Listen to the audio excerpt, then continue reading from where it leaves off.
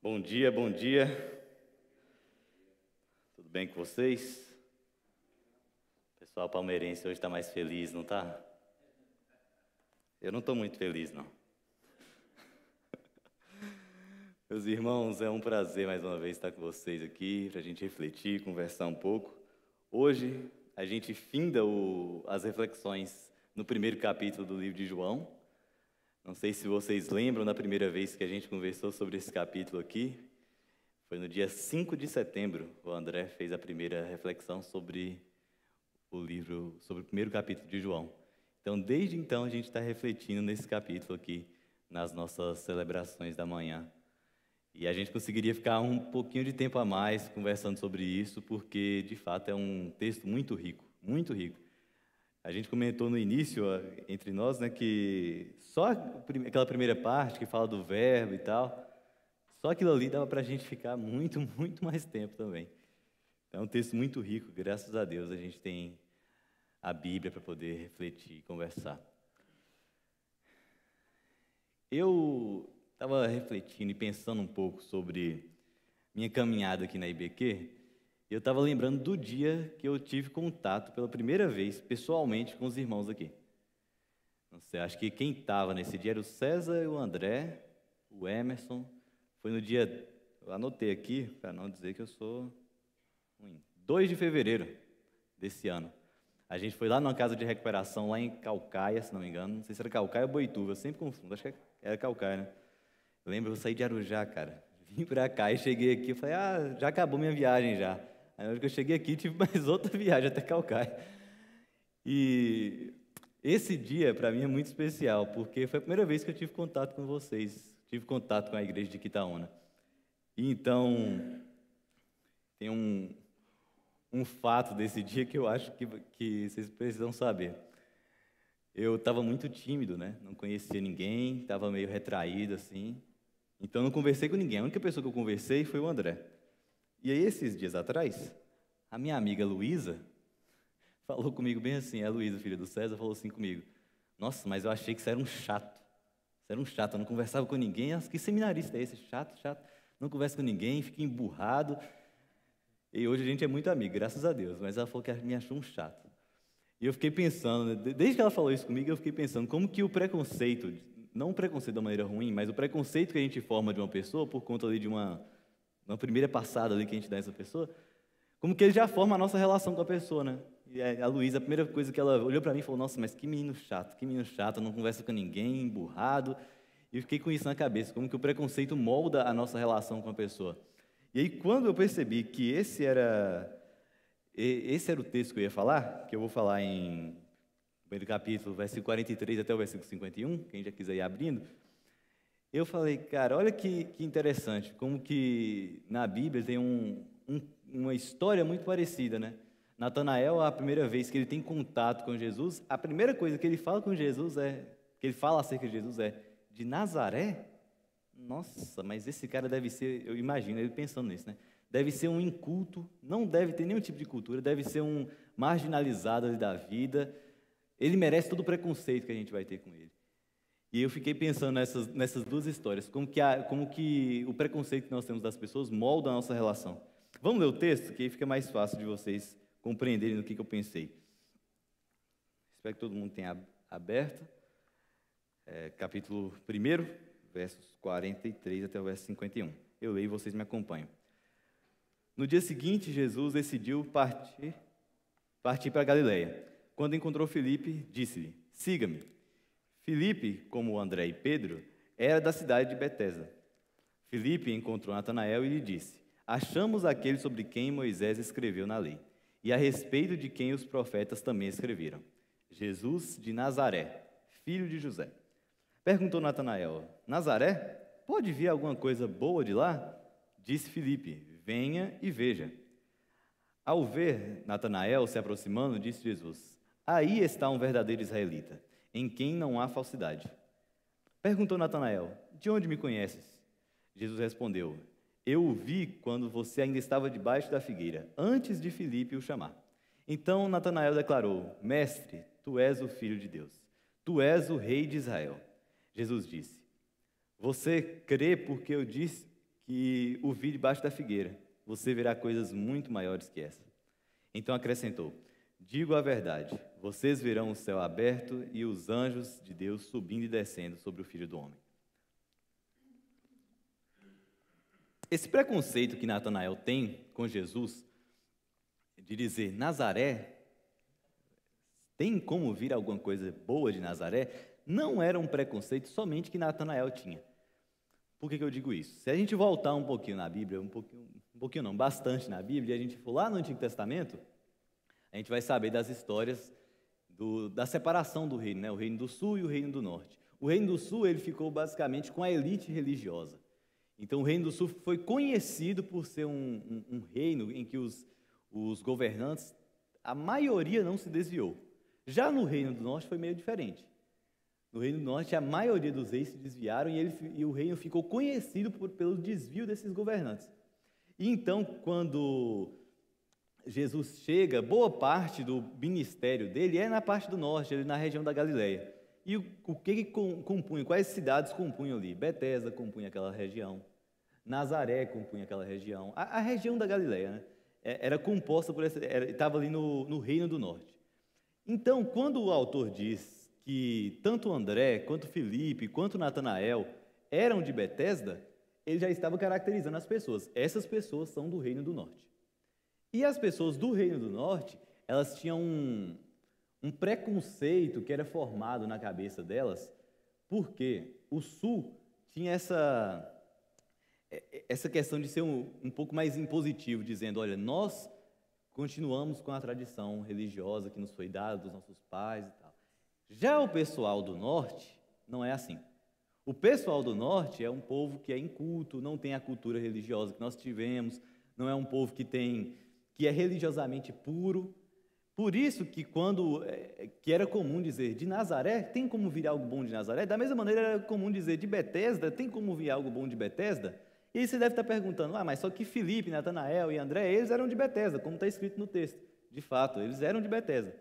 Mas Nazaré estava mais ao interior. É como se a gente fosse uma pessoa de Campinas, fosse zoar alguém de Ribeirão Preto porque ele é do interior. No fundo, assim, todo mundo não está na capital, né? Mas só que o pessoal que está mais para o interior sofre um pouco mais de zoação. Enfim, era dessa maneira que eles enxergavam. O pessoal de Nazaré, por ser mais do interior ainda, ser mais marginalizado ainda, não ter tanta cultura, não ter um desenvolvimento econômico na cidade, por conta disso, essas pessoas sofriam mais difamação. E aí, quando Natanael vai questionar acerca de Jesus, ele vai dizer, Jesus, um nazareno, uma pessoa que é inculta, uma pessoa que não tem cultura, que não seguiu, como que essa pessoa é a resposta às nossas orações? Como que essa pessoa é aquele de quem Moisés escreveu, de quem os profetas escreveram? Não tem sentido. Não tem sentido.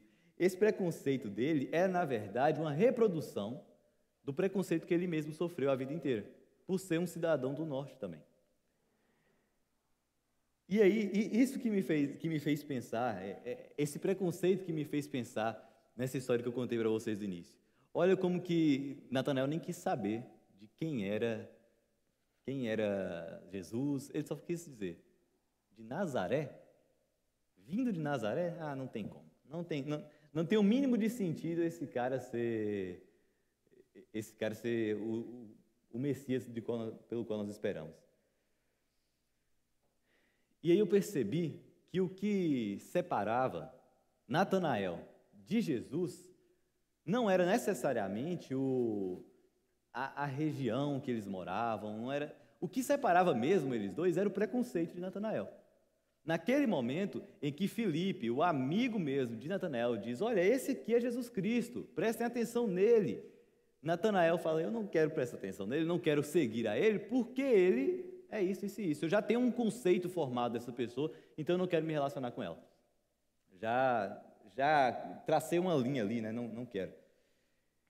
E Filipe, ele tem uma ação que para mim é interessantíssima, a ação de Filipe.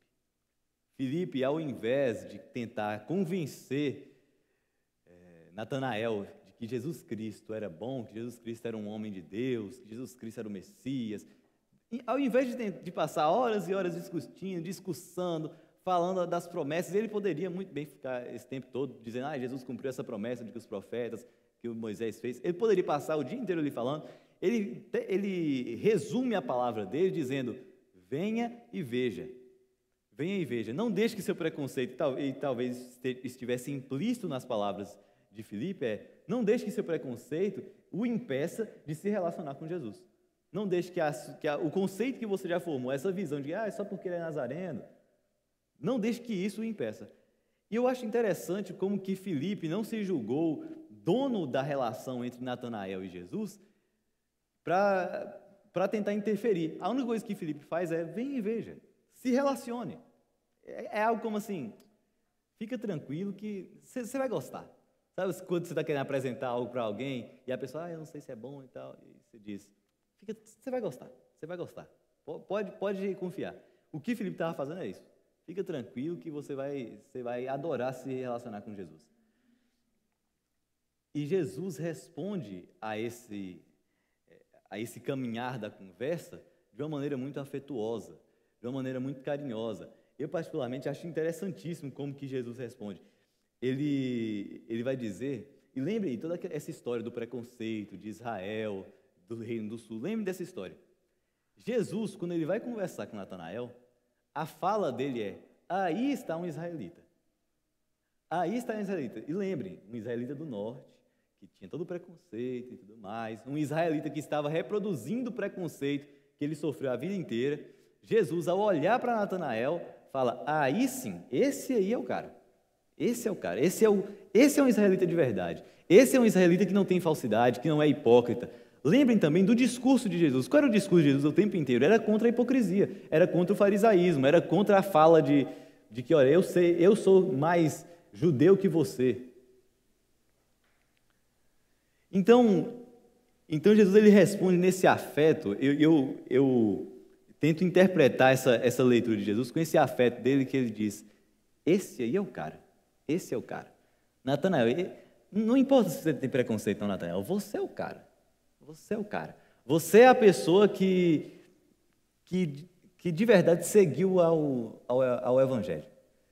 Mesmo antes de entender, mas você é o cara. Você é o cara. Então, a conversa quebra ali. Há um Natanael antes e um Natanael depois de Jesus dizer, você é o cara. Natanael antes era Nazaré? Tem como vir algo bom de Nazaré? E depois ele vai responder, de onde que você me conhece? Percebam, o que separou Natanael de Jesus Cristo inicialmente foi o preconceito dele. Mas o que quebra esse preconceito, o que desmonta o preconceito de Natanael, é a intimidade que Jesus trata ele. A intimidade, o afeto, o carinho tem esse poder de desmontar as pessoas preconceituosas, de desmontar o ódio, de desconstruir uma capa que as pessoas fizeram de nós. O afeto, e não o retrucar, não o discutir. A relação com Jesus não é uma relação de desargumentação, em que as pessoas vão dizer, olha, esse é Jesus, ele é assim, isso, e pronto, acabou seus argumentos, se converta. Não é assim.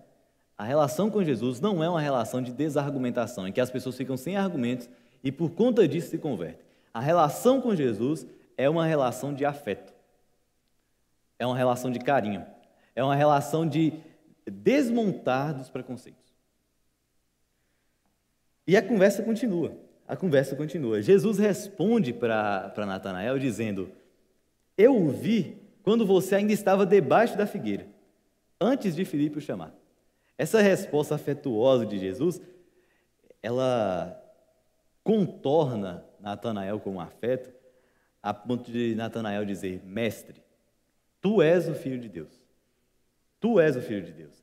Tu és o Rei de Israel. Lembrem, toda aquela história do reino, da divisão, ele dizer que Jesus era o reino de Israel, coisa que há 2, 3 frases atrás ele estava dizendo, esse homem é um homem inculto, é um homem sem cultura, agora ele se converte ao afeto de Jesus e o entende como mestre. Não mais como um inculto, mas como um mestre. O que mudou entre o Natanael do primeiro momento, da primeira frase, para o Natanael da terceira frase? Afeto, carinho. Carinho, acolhimento. O acolhimento de Jesus, que sabia que Natanael estava reproduzindo aquele discurso, porque passou a vida inteira sofrendo preconceito. Afeto. Então Jesus prossegue a conversa.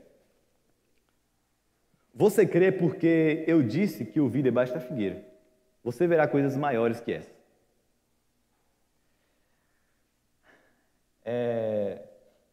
Natanael, eu imagino ele olhando para Jesus e dizendo: que bom que eu encontrei.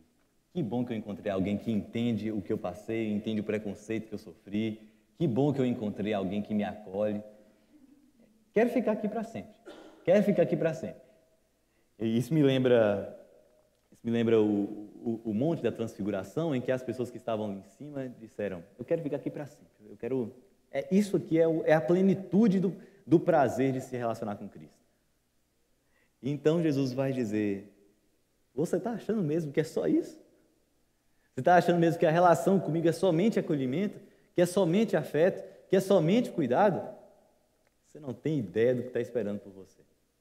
E eu acho que talvez seja essa aqui uma das melhores maneiras de terminar o primeiro capítulo de um livro, dizendo: você ainda vai ver muita coisa, Natanael.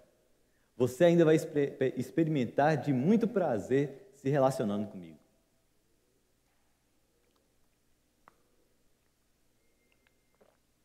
Então ele diz: digo a verdade, vocês verão o céu aberto e os anjos de Deus subindo e descendo sobre o Filho do Homem.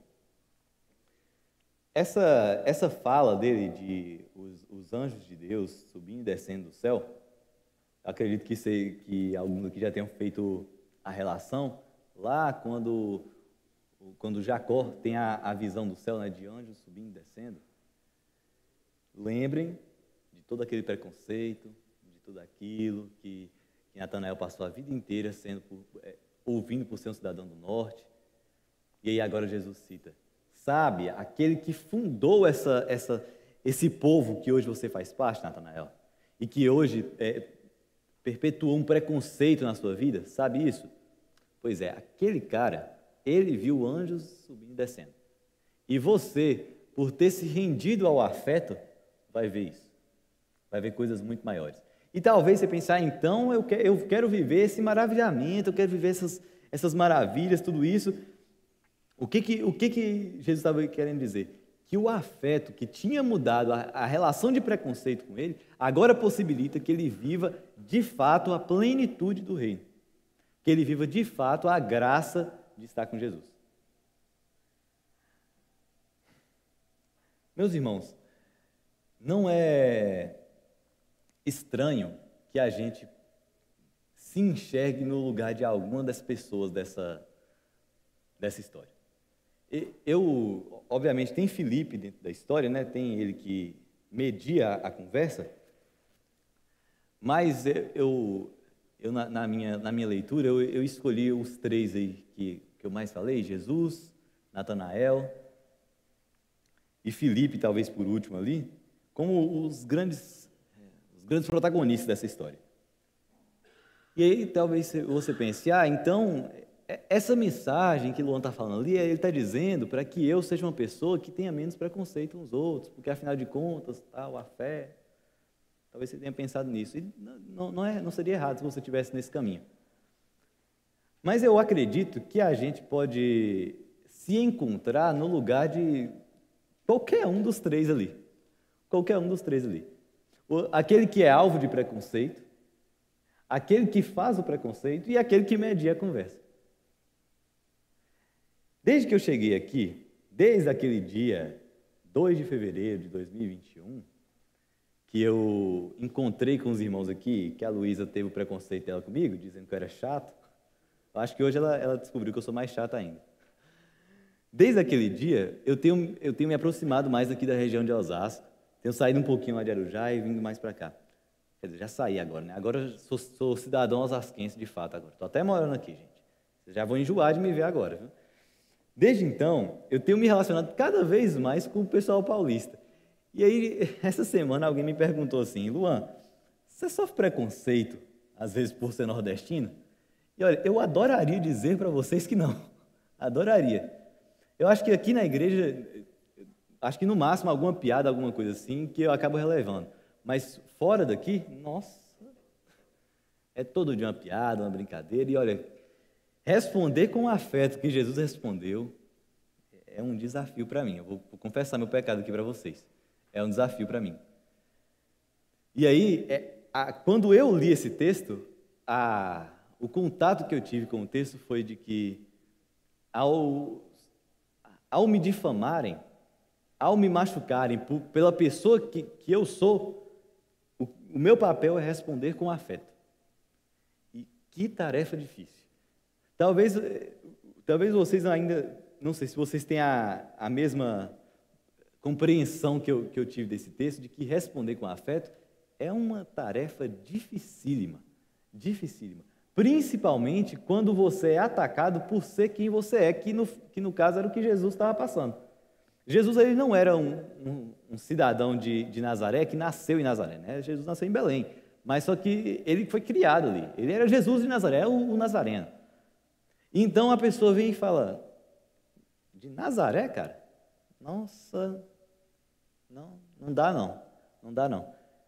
E aí Jesus olhar para isso e responder com afeto é de uma profundidade tamanha. E eu acredito que o primeiro ponto que nós podemos tirar dessa conversa de Jesus e Natanael é responder com afeto enquanto nos atacam. Levem isso para casa. Responder com afeto enquanto nos atacam. É difícil. Difícil. E eu oro para que tanto eu quanto você consigamos fazer isso. O outro protagonista dessa história é o próprio Filipe, né? Filipe, ele não se julgou dono da relação entre Jesus e Natanael. E então ele, ao invés de ficar ali e tentar desmontar o preconceito de Natanael, ele simplesmente viabiliza o caminho. Ele diz, venha e vê. Venha ver quem é esse Jesus que eu sirvo. E nós temos sim esse papel e esse trabalho de pregar o Evangelho. Nós temos essa necessidade, esse ímpeto de pregar o Evangelho. Mas nós não temos a responsabilidade de balizar, de organizar a experiência de fé das outras pessoas. O que nós temos é a responsabilidade de pregar o Evangelho. Agora, organizar e manipular a experiência das pessoas, isso a gente não tem a responsabilidade. Estava conversando ontem com alguns amigos, e alguns amigos pastores, e a gente compartilhando dessa preocupação que nós temos com números, né? Eu conversei isso com o André essa semana, inclusive. Como que a gente quer, quero a igreja cheia, quero pessoas, eu quero... E aí ontem eu estava pensando assim, cara, olha como que isso é tentar ocupar um lugar que não nos cabe, tentar ocupar o lugar de Deus, de tentar manipular as pessoas, organizar as pessoas ali para que elas tenham a experiência dela. E eu que sou responsável por isso, não é Deus que é o grande responsável por isso, na verdade sou eu. Eu tenho que juntar as pessoas ali, eu tenho que fazer o meu papel e trabalhar, bom, é isso mesmo. E eu percebi como que isso é doloroso, machuca mesmo. É um trabalho muito, muito doloroso querer organizar a experiência de fé das pessoas. A gente não consegue organizar nem a nossa experiência de fé. É Deus quem coloca as coisas, cada coisinha ali, aquela pessoa que vai lhe falar algo, aquela leitura da Bíblia que vai lhe tocar, quem faz isso é Deus, não é você.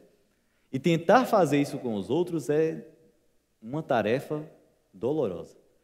Então, além de nos identificarmos com a pessoa que responde com afeto, devemos nos identificar também com Filipe, aquele que não é o balizador da experiência de fé dos outros.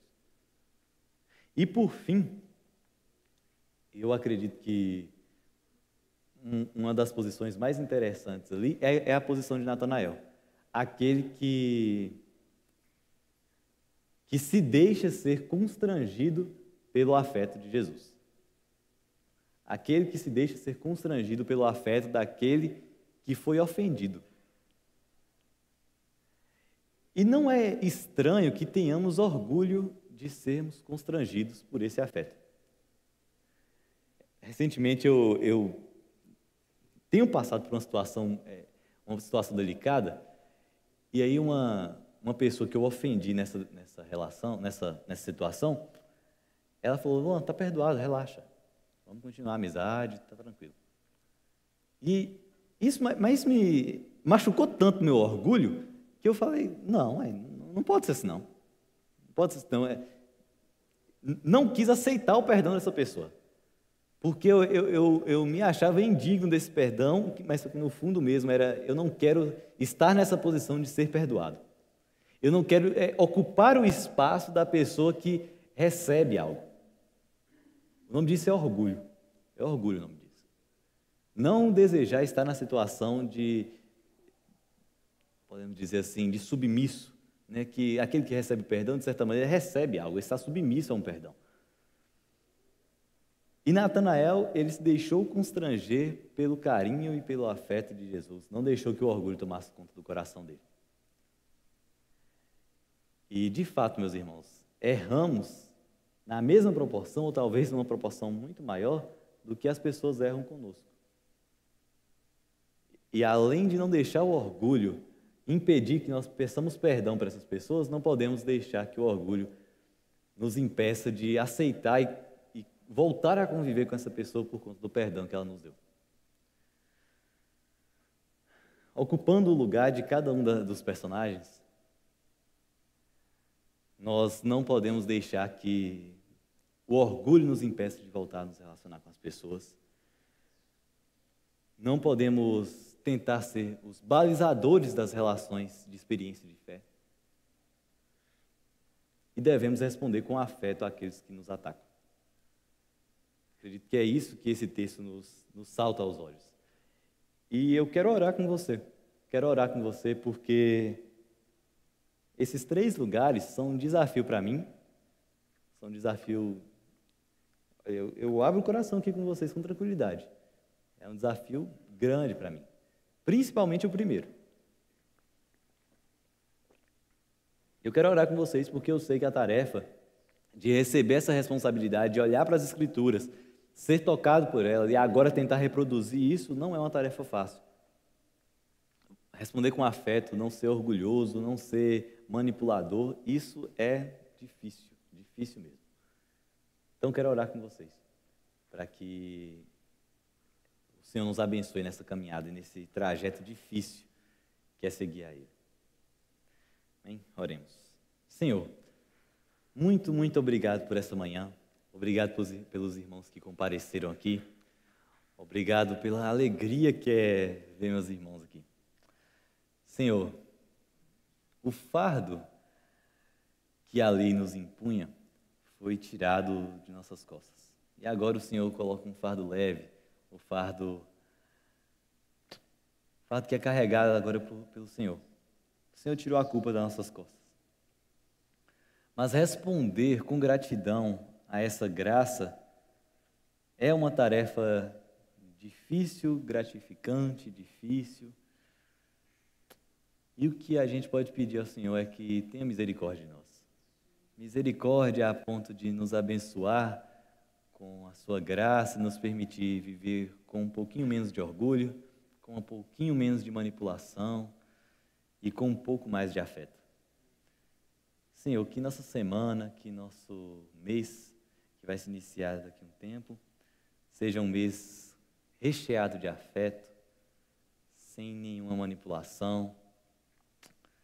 Senhor, que sejam dias daqui para frente de muito carinho pelas pessoas que nos ofenderam, de muito perdão e de pouquíssimo orgulho.